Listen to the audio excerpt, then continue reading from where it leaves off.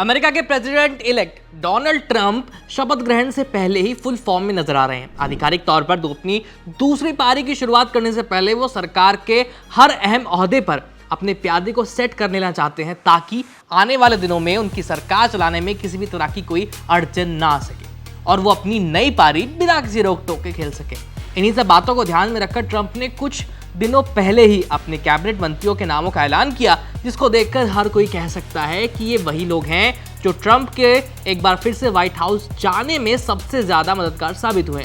नमस्ते, मेरा नाम है आयुष और आप देख रहे हैं एबीपी लाइव वर्ल्ड, जहां हम करते हैं बात अंतर्राष्ट्रीय प्रसंगों से जुड़े मुद्दों पर।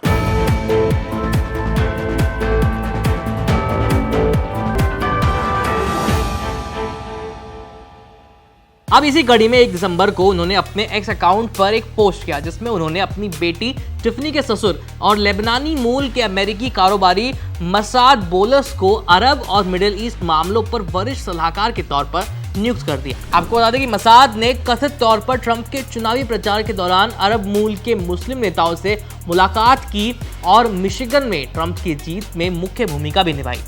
आपका ये जानना बेहद जरूरी हो जाता है कि ये वही इलाका है जहां 2020 के राष्ट्रपति चुनाव में बाइडेन के समर्थन में वोट पड़े थे, लेकिन इस बार ट्रंप के हिस्से ये सारे वोट्स आए हैं और इसकी वजह है मसाद। अगर बात करें मसाद बोलस की, तो इनका जन्म हुआ तो लेबनान में था, लेकिन वो टीनेज के दौरान ही अपने परिवार के साथ टेक्सास चले आए थे, जहां उन्होंने यूनिवर्सिटी ऑफ ह्यूस्टन में लॉ की डिग्री ली और अमेरिकी नागरिकता हासिल की। तो वहीं ट्रंप के पहले कार्यकाल के दौरान उनकी बेटी के साथ मसाद के बेटे माइकल की सगाई व्हाइट हाउस में ही हुई थी।